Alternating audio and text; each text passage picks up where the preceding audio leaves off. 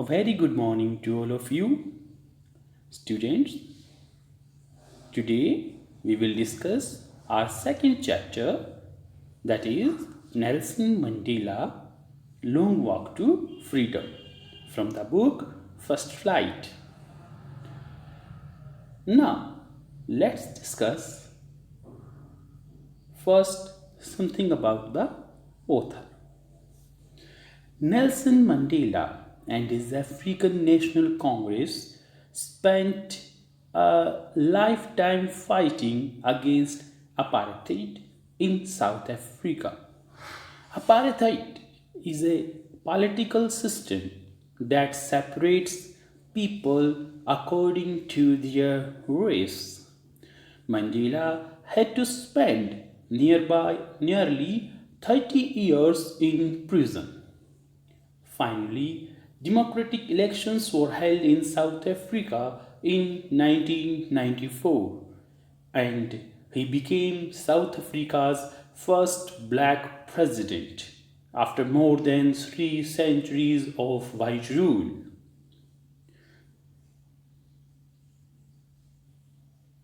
Now, the introduction to the chapter. Long Walk to Freedom is the 1994 autobiography of Nelson Mandela, detailing his exit from an anti-apartheid activist and Robben Island jailed terrorist to an ANC leader and a cultural icon. This autobiography illustrates and interprets the theme of struggle for freedom. In this lesson, we find a description of the inauguration ceremony held in the Union buildings, attended by politicians and dignitaries from more than 140 countries. Nelson Mandela gives a message of peace and unity of mankind.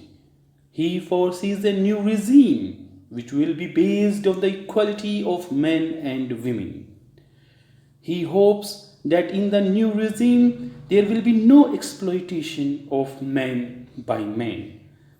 Also, there will be no room for racialism and segregation in the new order. Now, let's check some key points from the chapter that we are doing from the support material provided by the DOE. Here they are, that Nelson Mandela, the first black president of South Africa, fought for the freedom of his people. He was discriminated against by the whites along with other black people. He was an enthusiastic young boy who considered staying away from his home to be free. He wanted to marry the person of his choice. Gradually, he realized that freedom is more meaningful. He decided to bring freedom for his own people.